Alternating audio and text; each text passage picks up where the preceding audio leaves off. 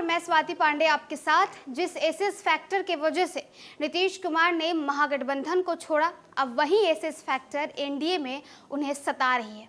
क्या करेंगे Nitish Kumar? SS factor यानी सीट शेयरिंग की फैक्टर।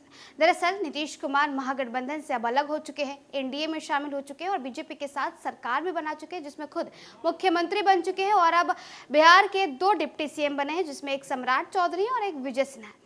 नीतीश कुमार महागठबंधन छोड़े और उन्होंने ये कहा कि हम महागठबंधन इसलिए छोड़े क्योंकि वहां सीट शेयरिंग का मुद्दे पर कोई फैसला नहीं हो रहा था, इस पर कोई निर्णय नहीं लिया जा रहा था। तो क्या जिस सीट शेयरिंग के मुद्दा जो है महागठबंधन में नीतीश कुमार को सता रही थी, वो क्या एनडीए में नहीं सताएगी? आखिरकार नीतीश कुमार अब क्या करेंगे जब यही एसएस फैक्टर एनडीए में भी नीतीश कुमार के ऊपर चढ़ बैठेगा? बिहार में लोकसभा की 40 सीटें हैं और महागठबंधन में नीतीश कुमार के रहते इसका बंटवारा नहीं हो सकता था। अब क्या एनडीए में सीट शेयरिंग को लेकर खींचतान नहीं हो? दरअसल 2024 के लोकसभा चुनाव से पहले एक बार फिर मुख्यमंत्री नीतीश कुमार ने पाला बदल लिया है, महागठबंधन का साथ छोड़कर एनडीए में शामिल हो गए हैं। इसकी एक वजह यह भी मानी जा रही है कि लोकसभा चुनाव में सीट शेयरिंग फैक्टर से महागठबंधन में दिक्कत हो रही थी।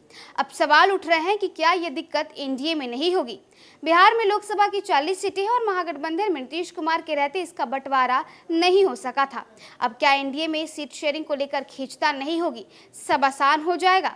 ऐसे तमाम तरह के सवाल हैं। एनडीए में इसका भी डर है। महागठबंधन में रहते जदयू के कई नेताओं ने कहा था कि सीट शेयरिंग में विलंब हो रहा है, तो वही लालू प्रसाद यादव ने 2 टूक जवाब दिया था कि महागठबंधन में तो सीट शेयरिंग में देरी होती ही है, ये बड़ी बात नहीं है, समय पर हो जाएगा। बता दें कि एनडीए में बीजेपी के अलावे पहले से चिराग पासवान की पार्टी, लोक जनशक्ति पार्टी, रामविलास और पशुपति पारस की पार्टी भी शामिल है। इसके साथ जीतन राम मांझी की पार्टी हिंदुस्तानी आवाम मोर्चा तो है ही, अब नीतीश कुमार भी साथ हो गए हैं, उपेंद्र कुशवाहा भी साथ हैं। देखा जाए तो एनडीए में भी पार्टियों की संख्या कम नहीं है, सबको अधिक से अधिक सीट भी चाहिए।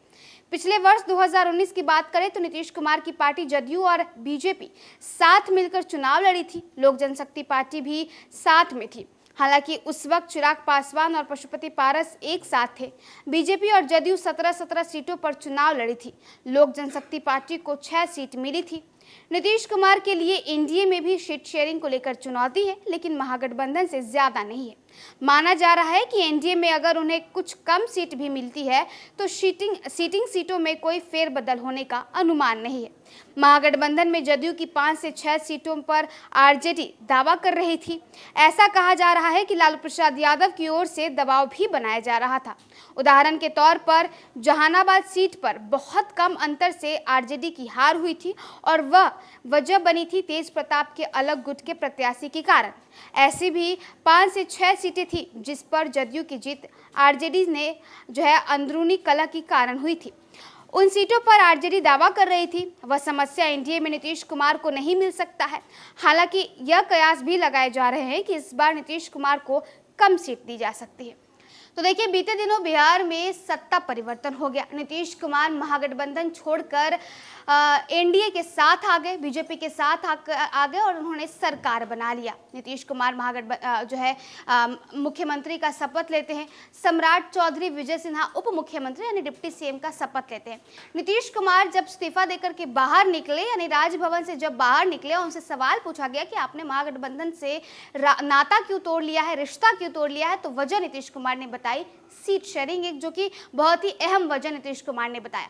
अब ये सवाल उठ रहे हैं बिहार के राजनीतिक गलियारों में कि जो एसएस फैक्टर यानी सीट शेयरिंग की फैक्टर जो महागठबंधन में नीतीश कुमार को सता रही थी, वो क्या एनडीए में नहीं सताएगी? क्योंकि एनडीए में भी ऐसे तमाम बहुत सारे दल शामिल हैं, यानी खुद नीतीश कुमार का जदयू है, हम यानी हिंदुस्तानी आवाम मोर्चा, पशुपति पारस गुट के लोजपा, रामविलास और लोक जनशक्ति पार्टी और ऐसे तमाम दल है जो कि साथ मिलकर एनडीए की सरकार बिहार में चला रहे हैं।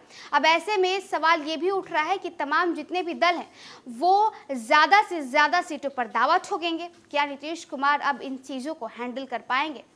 फिलहाल इस वीडियो में बस इतना ही और वीडियोस अपडेट्स के लिए आप देखते रहे न्यूज़ फॉर नेशन।